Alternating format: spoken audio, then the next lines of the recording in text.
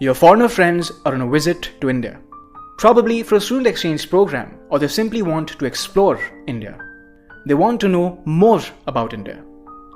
They want to see ancient Indian architecture. You take them to various places. They want to experience Indian food. You make them taste every possible Indian dish, spicy or sweet.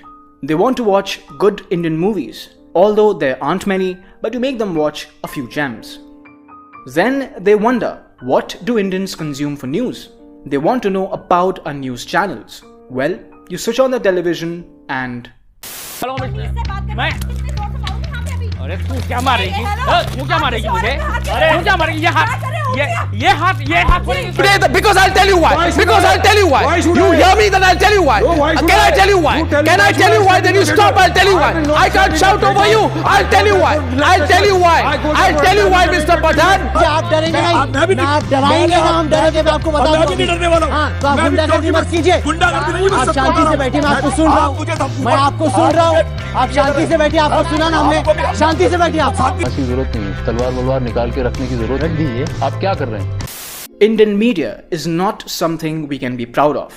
The kind of media we see today has been under construction for years. Moreover, Indian media has reached a point where it has literally become toxic for citizens. It is brainwashing citizens and has turned the entire country into an army of zombies who are dead souls and do not possess the ability to think critically. Today, we talk about media, a medium for political polarization and religious radicalization.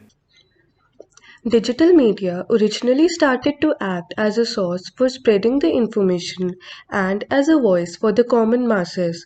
But nowadays, instead of delivering facts and information to the people, the media over the years has developed into being a body that presents its own opinions and take on current affairs. Either the information portrayed is exaggerated or falsely acclaimed. So the people of India don't build their own opinions but accept what is shown to them via news channels or newspapers or biased social media accounts. A deep dive into Twitter shows that false news was retweeted more often than true news was. Hence, it is not an understatement when we say that the media has lost its true essence. Let us understand this from a sociological perspective. Symbolic interactionism is a sociological perspective which implies culture as being created and maintained by the ways people interact and in how individuals interpret each other's actions. Media creates and spreads symbols that become the basis for our shared understanding of society. But most of the digital media platforms are either directly or indirectly controlled by political parties. That leads to political polarization. Polarization means the widening of the gap between specific groups of people in terms of their economic or social circumstances and opportunities, such as rich and poor or white and black. There are many reasons for political polarization, like growing religious diversity, decline of journalists' responsibility, etc. These are further abetted by digital media, where reactionary voices are using the tactics of intimidation to silence and marginalize the moderate voices. As evident from our survey, 70% of people's voting patterns are affected by digital media, which proves that media has a huge impact on political ideologies. Furthermore, religious and communal divides have also increased due to digital media and are paving the way for religious radicalization within the country. We will be focusing on religious radicalization and communalism. Biased reporting on news channels, hate speech, and fake news on social media have changed the secular landscape of our country. India is one of the biggest media markets in the world, but the quality of Indian journalism is poor. Let's discuss the causes of poor journalism in India. The first cause is funding by the corporate houses. The media houses are funded by some corporate companies and thus are not obliged to cater to both sides. The concentration of ownership of media shows that a handful of people own and control Indian media.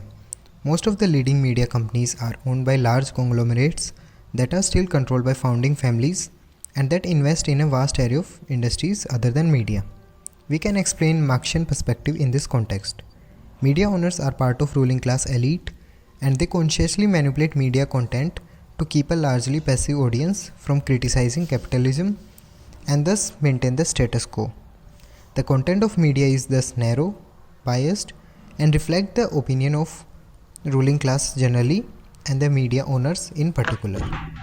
The second cause is manufactured news for propaganda spread. Media is not doing its job of putting the state of matters to the table.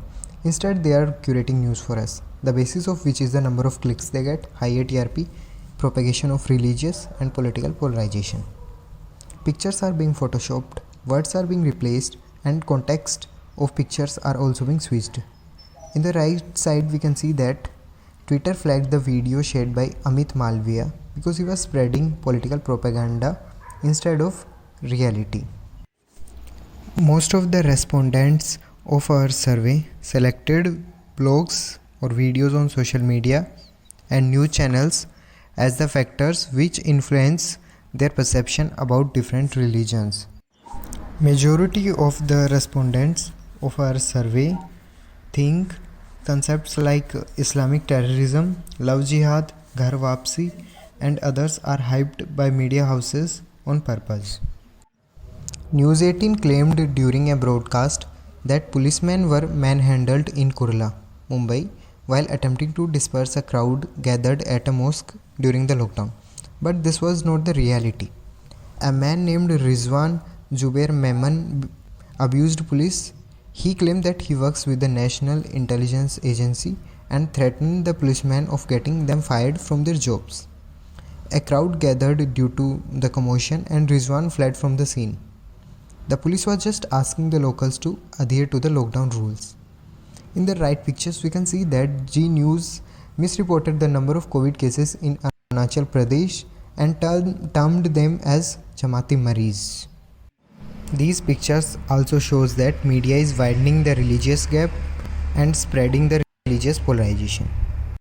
We are witnessing the rise of a few TV news channels which only promotes a particular party's viewpoints.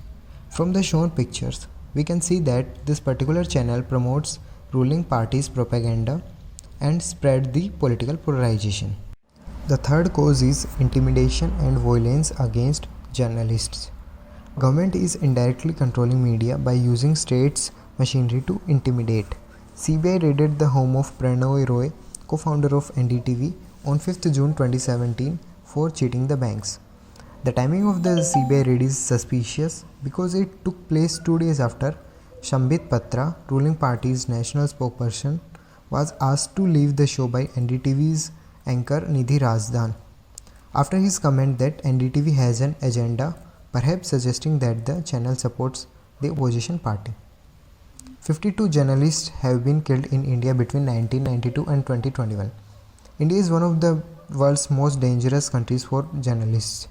They are exposed to every kind of attack, including police violence, murder attempts, physical attacks, and threats. Hate campaigns against journalists are common on social networks and are fed by troll armies linked to the nationalist right. Gauri Lankesh was assassinated outside her home in Raja Rajeshwari Nagar on 5th September 2017. At the time of her death, Gauri was known for being a critic of right-wing Hindu extremism. So intimidation by ruling party and violence against journalism is preventing them from doing their job properly. June, the government froze state advertising to several newspaper groups, something senior executives at the papers claim was in retaliation to reports they published that criticised the government. We are supposed to question the people in power. But what has happened in the past 5.5 years is that the media has become a stooge of the ruling government.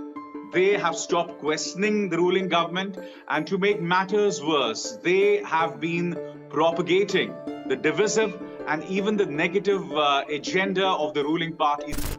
You would say something on air, as an anchor or as a journalist, or if you wrote something on Twitter, they would kind of pressurize you in different ways. There was a person called Nripendra Mishra in the Prime Minister's office, and he would actually make calls to the proprietors, to the editors, and of course, point out something that the government was not very comfortable about.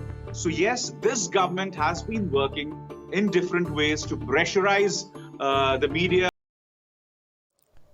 The fourth cause is fake news. In today's media systems, people are more likely to encounter false and misleading information. Fake news is being used to spread rumors and propaganda. President Kovind pulls in 3.27 million Twitter followers on day one. It sounds too good to be true. What actually happened is that Twitter accounts of new president inherits the followers of previous one. Shashi Tharoor and Sharad Pawar fell for Sumitra Mahajan's death hoax. They tweeted that former Lok Sabha Speaker Sumitra Mahajan has passed away.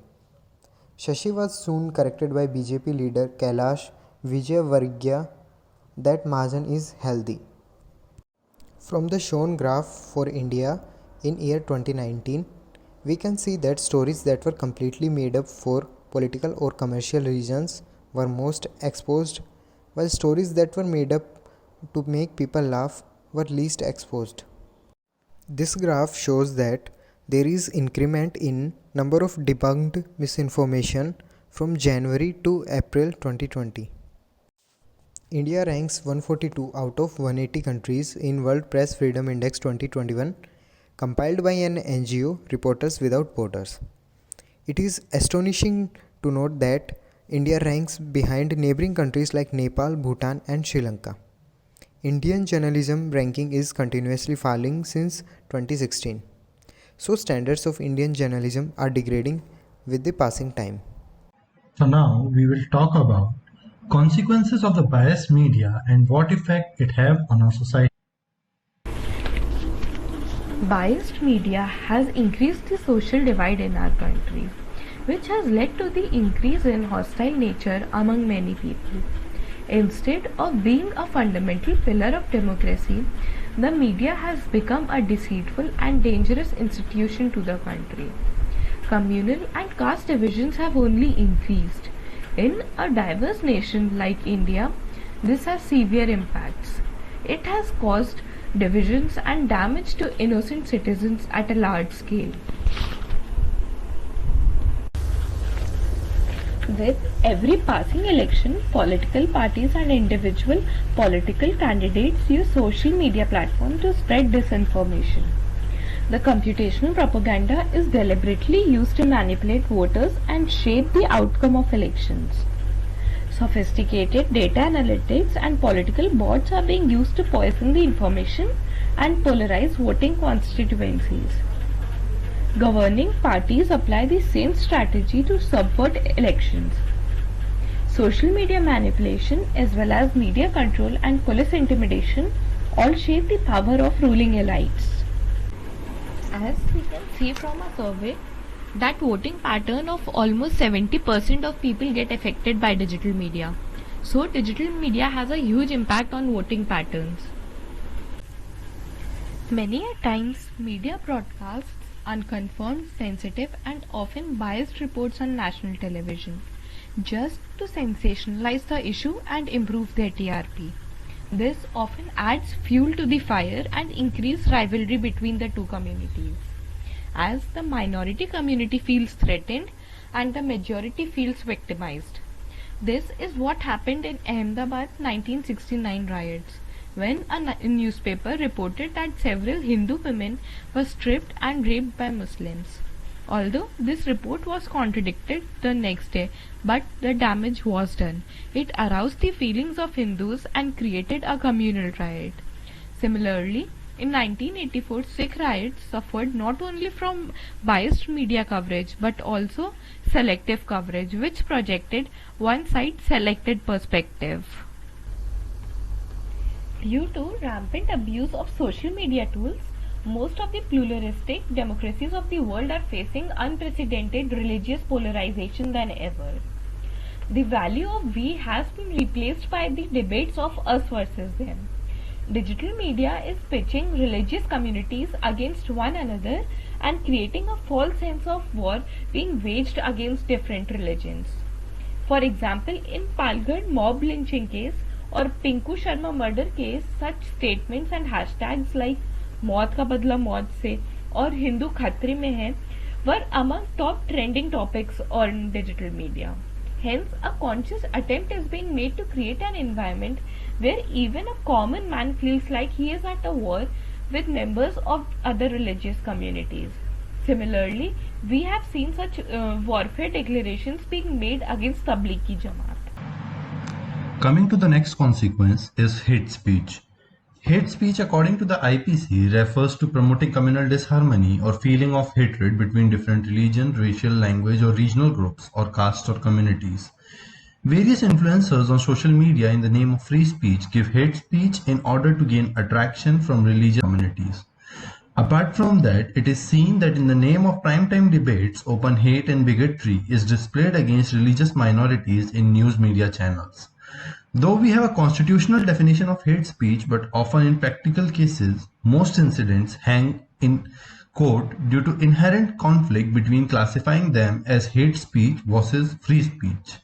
These hate speeches, either given by political leaders, social media influencers, or propagated by messages on social media, are an origin point for hate crimes against minorities.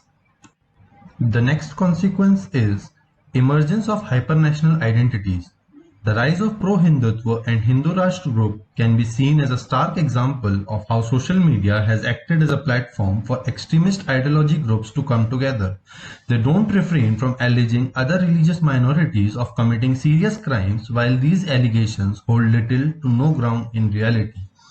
For example, perhaps no other issue has become such a lightning rod for Hindutva groups as love jihad. This indicates a new normal in social discourse of India. It is against such backdrop of hypernationalism and growth of right-wing populist politics premised on notions of what scholar Michael Egantiff called ethnic nationalism, that is, a sense of inherent attachments to community by which nationhood is defined by race, religion or ethnicity, that social media, and not only in India, are flooded with voices that demand subservience to and assimilation with the majority. Hence, social media and its unregulated use directly pose a threat to the pluralistic society of India. The next consequence is local to global. India has seen plenty of communal violence in the past, but in today's time of social media, these aggressions are not just restricted to the regional or local population. The entire country is taken along. The fog of rumors and hate that act as origin in local communal clash immediately spread across India through social media. This has reduced the social distance between the local communal conflict and national communal polarization. Today, a local communal conflict can be made a national issue in seconds, and a larger communal narrative can be quickly constructed from a patchwork of local incidents. Today, due to the speed and spread of information, communal violence in Delhi can help a party win an election in Assam and West Bengal. Communal polarization at national level is now driven by stringing together disparate local communities and incidents, which are often faked to create a narrative, diminishing the role of local factors. Even in our survey, 87.5% of the respondents affirm that they feel political parties are leveraging on use of media to influence our religious identities for their political gain. While we have talked on consequences of digital media bias, it is imperative on our part to look at the role of media from a functionalist perspective. A functionalist perspective asserts that any actions by an institution in society serves a function that can be classified as either manifest or intended functions or latent or unintended functions and dysfunctions. Some manifest functions of digital media are: it is a source for spreading information, it is a voice of the masses and raise their issues on national or international level. Some latent or unintended functions of media are: it employs a large number of people worldwide and acts as a source of income for many. Media is expected to be the torch for society and acts as a medium for instigating social change. However, we have already seen that all the digital media bias that is being created is leading to an increasing social and political divide, rise in hate crimes, riots, and a more polarized society than ever. All of these are latent dysfunctions of digital media. Earlier, a comparatively small group of people working for an even smaller and more exclusive group of newspaper and some broadcasting organizations gathered informations. They determined what should be made public and how it should be presented. Deciding what to omit was probably as important as deciding what should be included. It ensures that the freedom of expression, unfettered and unhindered by any authority, organized bodies, or individuals, must be secured. But now, digital media has become a dominant battleground. Internet platforms are open for everyone, built on the principle of creating a place for open dialogue and exchange of information.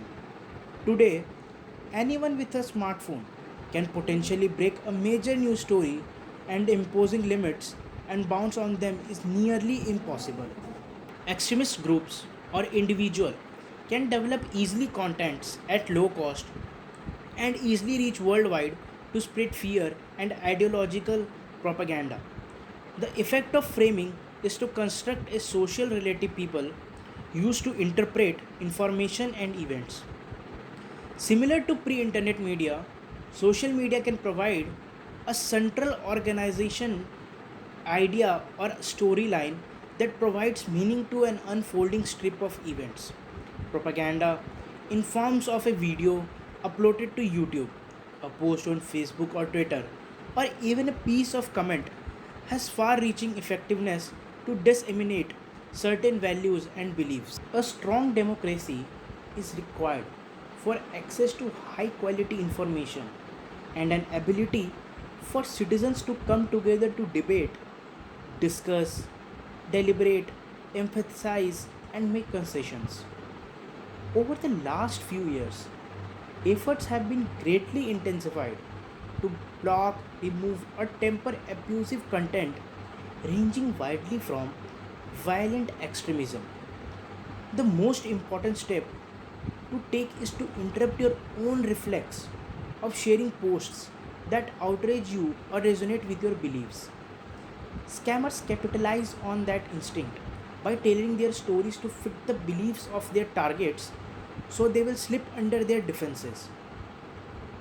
Some steps, like never share a post on social media without fact checking.